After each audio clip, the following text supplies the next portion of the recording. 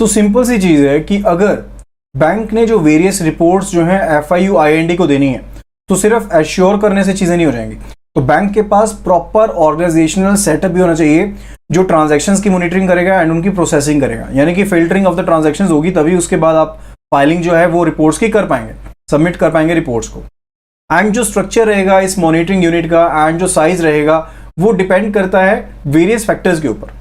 तो ये फैक्टर्स क्या है कि आपकी बिजनेस लाइंस की रेंज कितनी है, कितने प्रोडक्ट लाइंस है, यानी कि डिफरेंट टाइप ऑफ प्रोडक्ट्स कितने हैं, टोटल बिजनेस का साइज कितना है, कंपोजिशन कितनी है, बिजनेस मिक्स कितना है, साइज कितना है, ज्योग्राफिकल स्प्रेड कितना है, ब्रांचेस का नेटवर्क कितना है, या फिर आपका ओवरऑल जो ऑर्गेनाइजेशन स्ट्रक्चर है उसके ऊपर डिपेंड करता है कि आपके जो AML जो मॉनिटरिंग यूनिट्स हैं उनका सेटअप कितना होगा, किस तरह का होगा, बल्कियर होगा या छोटा होगा। ओके, या फिर अगर आपके जो बिजनेस का अरेंजमेंट है वो दूसरी फाइनेंशियल सेक्टर ऑर्गेनाइजेशंस के साथ भी है, लाइकवाइज आप mutual funds, insurance company, stock brokers etcetera के साथ डील कर रहे हैं, या फिर बिजनेस अरेंजमेंट आपकी एजेंसीज भी हैं, लाइकवाइज आप डायरेक्ट सेलिंग एजेंट्स के थ्रू, रिकवरी एजेंट के थ्रू या बिजनेस कॉरेस्पॉन्डेंट्स के थ्रू भी बिजनेस ले रहे हैं, तो वहां पर एक एडिशनल जो है आपका नेटवर्क इंक्रीज हो रहा है। ठीक है, तो ये सब चीजें वो चीजें हैं जिनके ऊपर ओवरऑल जो आपका स्ट्रक्चर है उसका साइज डिपेंड करता है कि कितना आपके पास क्वांटम होना चाहिए स्ट्रक्चर का।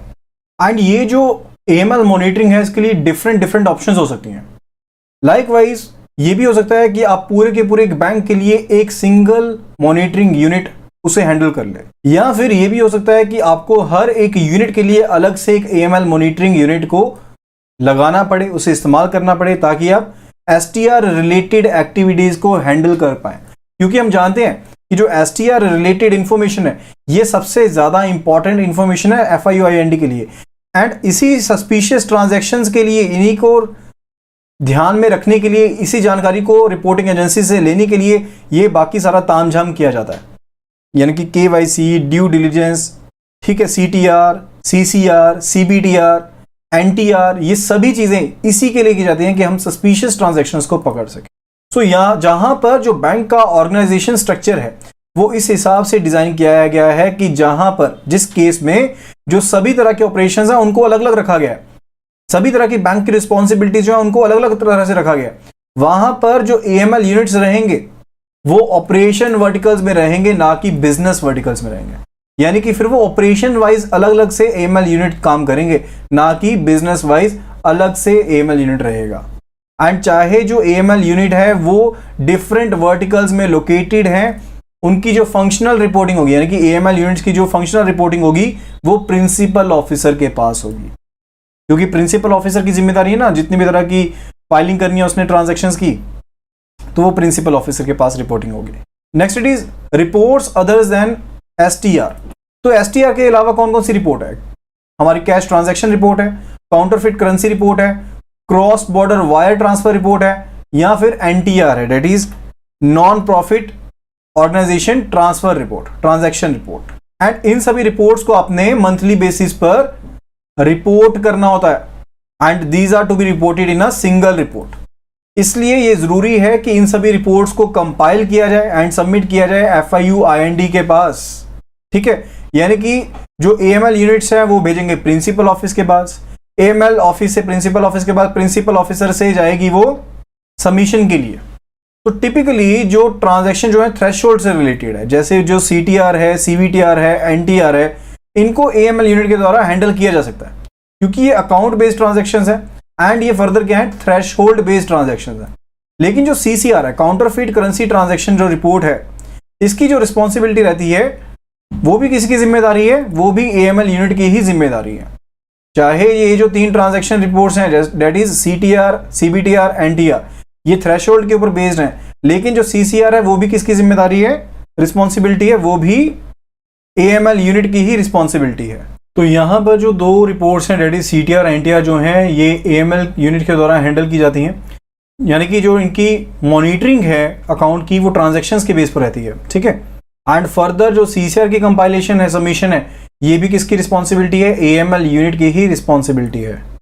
या फिर ऑल्टरनेटिवली जो CCR की कंपाइलेशन है एंड सबमिशन है, ये जो FNVC है, यानी कि जो पोस्ट नोट्स विजिलेंस सेल है जिसे सेटअप किया जाता है हेड ऑफिस लेवल पर, वो भी इसकी कंपाइलेशन एंड सबमिशन कर सकता है।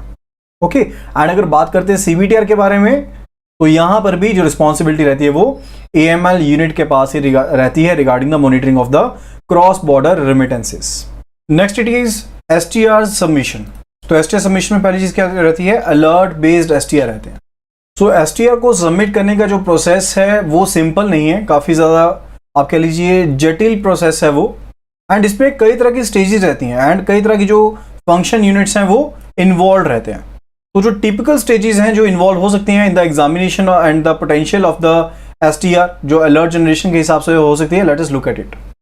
तो सबसे पहली चीज़ क्या है कि AML यूनिट जो है यहाँ पर अलर्ट जनरेट करेगा, यानी कि डिफरेंट जो फ्लैगिंग की गई है उसके बेस पर क्या रहेंगे, अलर्ट्स जनरेट किए जाएंगे।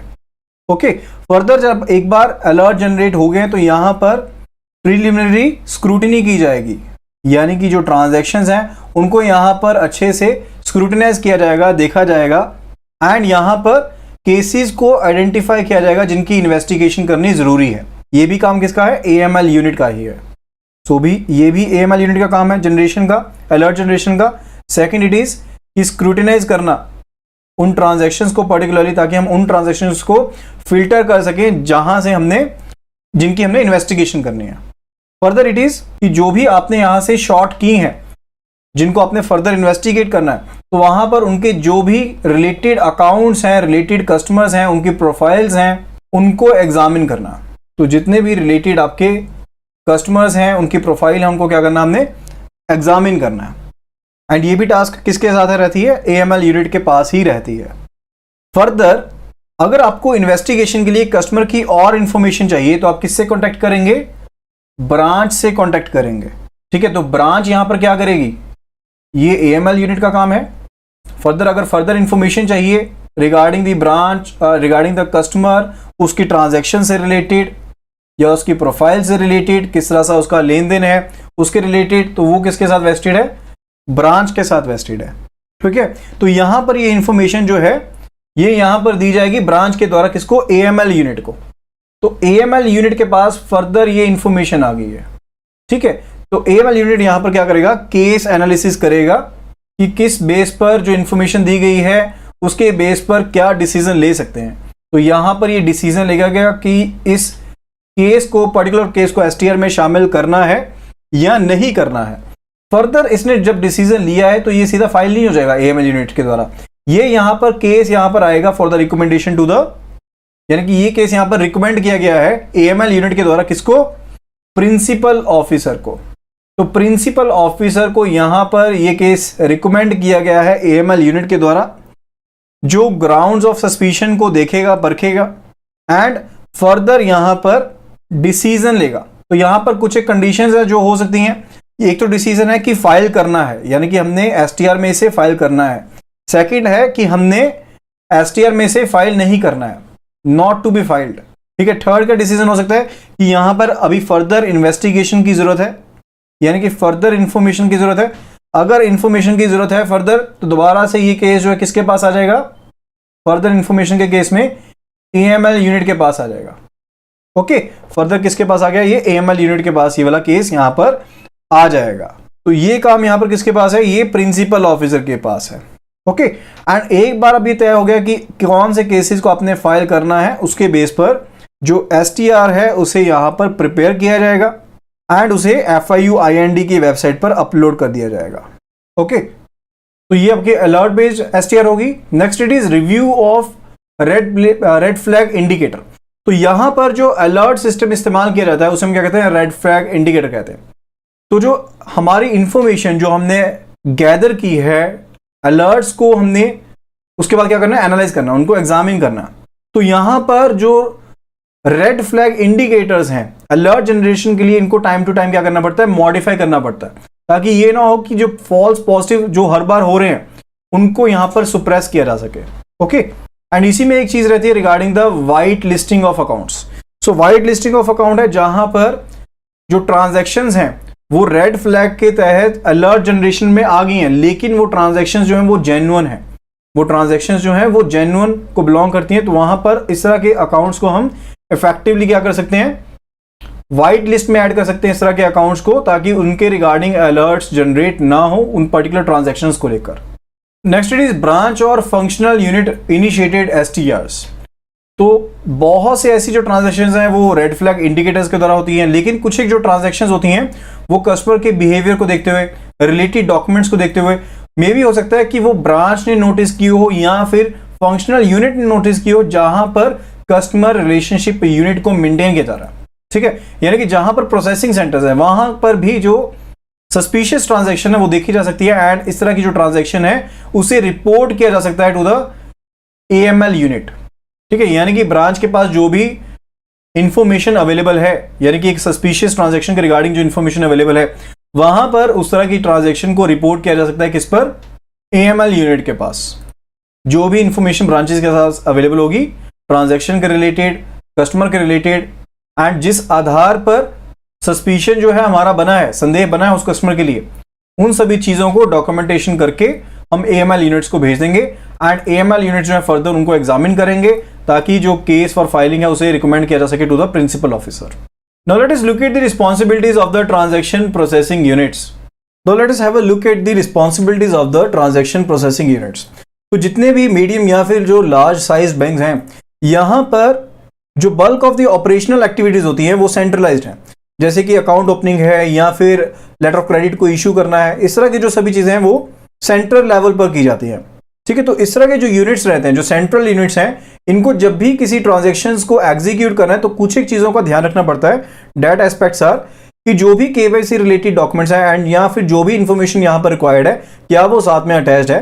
फर्दर अगर आप कोई ट्रांजैक्शन कर रहे हैं, स्पेशली अगर कोई क्रॉस बॉर्डर वायर ट्रांजैक्शन की जा रही है, तो उसके रिगार्डिंग जो अकम्पनिंग डॉक्यूमेंट्स आपको रिक्वायर्ड है क्या वो चेक कर लिए गए हैं, क्या वो साथ में लगे हुए हैं। फर्दर आपको साथ में कैरीफुली ये भी चेक करना है कि जो डॉक्यूमेंट्स हैं वो वेरीफाई किए गए हैं, एंड अगर आपको कोई चीज अनयूजुअल लगती है, यानी कि किसी तरह की कमी पेशी लगती है, तो आप उसकी जांच कर सकते हैं। एंड जहां पर भी आपको किसी तरह का संदेह लगता है किसी तरह की ट्रांजैक्शन के रिलेटेड, तो वहां पर आप ट्रांजैक्शन के बारे में या फिर कस्टमर के बारे में अगर कोई सस्पिशन है तो उसे रिपोर्ट कर सकते हैं, इस तरह के केसेस को रिपोर्ट कर सकते हैं to the AML units. Okay, तो वहां पर एएमएल यूनिट्स को हम यहाँ ऐसा डाटा जो है वो केसेस जो है वो फॉरवर्ड कर सकते हैं। इसी तरह से अगर कोई अकाउंट ओपनिंग प्रोसेसिंग सेंटर है तो केवाईसी डॉक्यूमेंट्स को चेक करने के अलावा जो कस्टमर रिस्क कैटेगराइजेशन है उसे भी यहां पर इंश्योर किया जाना चाहिए। यानी कि जो अकाउंट ओपनिंग प्रोसेसिंग सेंटर है वो केवाईसी डॉक्यूमेंट तो चेक करेगा ही करेगा, साथ में जो कस्टमर रिस्क कैटेगराइजेशन है उसे भी इंश्योर किया जाएगा। साथ ही साथ अगर केवाईसी को अपडेट करना है या फिर जो कस्टमर रिस्क कैटेगराइजेशन है उसका रिव्यू करना है, तो वो सभी जो ऑपरेशंस हैं प्रोसेसिंग यूनिट्स के वो सिमिलर रहेंगे। Now let us have a look at the responsibilities of the branches और द फील्ड यूनिट्स। तो ब्रांचेस या फिर यूनिट्स जहां पर कस्टमर आ रहे हैं, यानी कि जो कस्टमर का सोर्स है, जो कस्टमर के साथ रिलेशन को मेंटेन कर रहे हैं, उनकी भी कुछ एक रिस्पांसिबिलिटीज हैं। Late us have a look at them. तो पहली चीज तो ये है कि जब भी आपके साथ कोई कस्टमर बैंक का रिलेशनशिप एस्टैब्लिश होने वाला है तो वहां पर कस्टमर के रिगार्डिंग ड्यू डिलिजेंस रखनी चाहिए, एंड जो भी रिक्वायर्ड डॉक्यूमेंट्स हैं, इंफॉर्मेशन है, उन्हें कलेक्ट करना चाहिए depending upon the type of the entity या फिर एक्टिविटी क्या है कस्टमर की। इन चीजों को ध्यान रखते हुए जो भी डॉक्यूमेंटेशन इंफॉर्मेशन चाहिए वो यहाँ पर कलेक्ट की जा रही है, क्योंकि ये बिल्कुल ग्राउंड लेवल है। साथ ही साथ जो भी यहाँ पर ऑपरेशंस, जो भी ट्रांजैक्शंस जो है जो ब्रांच के थ्रू कंडक्ट की जा रही है, स्पेशली उनके तरफ हमने ध्यान रखना है, यानी कि उनको मॉनिटर भी करना है। इसी तरह से अगर किसी कस्टमर का आपको सस्पिशियस बिहेवियर लगता है तो उसके रिगार्डिंग हमें सावधान रहना है। फर्दर अगर आपको कहीं से कस्टमर के बारे में कोई रिपोर्ट मिलती है, मार्केट रिपोर्ट मिलती है, तो उसके लिए भी आपको ध्यान रखना है। फर्दर अगर ब्रांच को किसी तरह की सस्पिशियस ट्रांजैक्शन लगती है तो उसके ट्रांजैक्शन के रिगार्डिंग जो भी पर्टिकुलर्स हैं, उस कस्टमर के रिगार्डिंग जो भी पर्टिकुलर्स हैं, उन्हें रिपोर्ट करना चाहिए टू द एएमएल यूनिट। इसी तरह से जो अटेम्प्टेड ट्रांजैक्शन की कैटेगरी में, यानी कि कोई वॉकिंग कस्टमर है जो किसी तरह की पर्टिकुलर चीज के बारे में, लार्ज कैश ट्रांजैक्शंस के बारे में इंक्वायर करता है, उसके बारे में बात करता है, ठीक है, जिसके थ्रू थ्रेट बन सकता है मनी लॉन्ड्रिंग रिस्क का या फिर टेररिज्म फाइनेंसिंग का या किसी तरह के फ्रॉड का, इस तरह के केसेस का भी, यानी कि अटेम्प्टेड ट्रांजैक्शन के केसेस को भी कहां पर आपने करना रिपोर्ट, एएमएल यूनिट के पास रिपोर्ट करना है। फर्दर अगर आपके पास कोई जो अलर्ट है जो रिसीव किया गया है फ्रॉम द एएमएल यूनिट, यानी कि कोई सस्पिशियस ट्रांजैक्शन के रिलेटेड जो अलर्ट्स थे जो लगाए गए हैं एएमएल यूनिट के द्वारा, एंड उसके रिगार्डिंग जो आपके पास डाटा आया है एएमएल यूनिट की तरफ से, आपने उसको भी अच्छे से इन्वेस्टिगेट करना है, एंड जो भी प्रॉपर इंफॉर्मेशन रहेगी along with the on judgment, कि हमारी क्या जजमेंट है इस चीज़ की जेन्युइननेस के बारे में, ट्रांजैक्शन की जेन्युइननेस के बारे में, उसे फॉरवर्ड करना है टू द AML यूनिट, ताकि AML यूनिट जो है वो किसी डिसीजन में पहुंच सके एंड फर्दर प्रिंसिपल ऑफिसर को वो फॉरवर्ड कर सके for the filing in the STR. Now let us have a look at the responsibilities of the compliance and the audit functions. तो जो compliance है एंड जो audit function है bank में बहुत ही इंपॉर्टेंट रोल प्ले करते हैं, क्योंकि ये देखते हैं कि जो बिजनेस चल रहा है, यानी कि जो बैंक का बिजनेस चल रहा है वो रेगुलेटरी एंड स्टैट्यूटरी फ्रेमवर्क के अंदर ही चल रहा है. साथ ही साथ अगर किसी तरह की डेविएशन रहती है, किसी तरह का गैप रहता है, हम उसे भी डिटेक्ट कर सकते हैं using this compliance and audit function, ताकि हम अगर किसी तरह का कंप्लायंस रिस्क है तो उसको खत्म कर सकें. सो KYC AML की जो ऑब्लिगेशंस हैं ये बैंक की सभी तरह की एक्टिविटी से रिलेटेड है. सो KYC AML की जो कंप्लायंस की रिक्वायरमेंट है वो इन दोनों फंक्शंस के बीच में आती है, यानी कि कंप्लायंस एंड ऑडिट में KYC एंड AML का जो कंप्लायंस है वो भी इसी में है, यानी कि KYC AML का जो रिक्वायरमेंट है कंप्लायंस का वो भी कंप्लायंस एंड ऑडिट फंक्शन का पार्ट है. तो first of all let's have a look at the compliance function. So compliance function को ध्यान रखना पड़ता है रिगार्डिंग द KYC पॉलिसी, की बैंक की KYC पॉलिसी है एंड उसे रेगुलरली अपडेट किया जा रहा है. साथ ही साथ जो भी बैंक की बिजनेस लाइंस हैं, जो भी प्रोडक्ट्स हैं, जो भी प्रोसेसेस हैं, तो कंप्लायंस को इस चीज का भी ध्यान रखना है कि जो भी डॉक्यूमेंटेशन की जा रही है वो KYC AML की जो गाइडलाइंस हैं, जो जिस तरह से KYC AML के प्रोसेस मैनुअल्स हैं या फिर जो SOPs हैं, जो स्टैंडर्ड प्रोसीजर्स हैं, उनको फुलफिल किया जा रहा है ताकि जो KYC AML की रिक्वायरमेंट्स हैं उन्हें अप्रोप्रिएटली निभाया जा सके. एंड जो कंप्लायंस फंक्शन रहता है ये टिपिकली वेटिंग भी करता है. जैसे ही कोई नया प्रोडक्ट बैंक लॉन्च करने वाला होता है तो जो कंप्लायंस फंक्शन होता है नए प्रोडक्ट की वेटिंग भी करता है, यानी कि उसकी पूरी छानबीन करता है कि किसी तरह की कमी पेशी तो नहीं है, कौन से रिस्क इन्वॉल्व हो सकते हैं, सब चीजें. तो इस प्रोसेस में ये इस चीज को भी इंश्योर करना जरूरी है कि KYC AML की जो रिक्वायरमेंट्स हैं उनका ध्यान रखा जा रहा है with respect of the new product. So compliance function जो है वो बहुत ही इंपॉर्टेंट है, क्रूशियल है इस पार्ट से. Now let us have a look at the audit function. तो ऑडिट फंक्शन जो है वहां पर काम क्या रहता है कि आपने ऑडिट करना होता है वेरियस प्रोसेसेस का, यानी कि जो KYC AML की रिक्वायरमेंट्स है आपने चेक करना है कि वो रिक्वायरमेंट्स को फुलफिल किया जा रहा है या नहीं किया जा रहा है. कंप्लायंस ने तो ये देखना है कि आपके पास वो रूल्स एंड रेगुलेशंस जो होने चाहिए वो इन प्लेस है या नहीं है. ऑडिट ने ये चेक करना है कि पर्टिकुलरली उस चीज को जो बताई गई थी उसे फॉलो किया गया है या नहीं किया गया. So that was all regarding the organization setup for KYC or AML.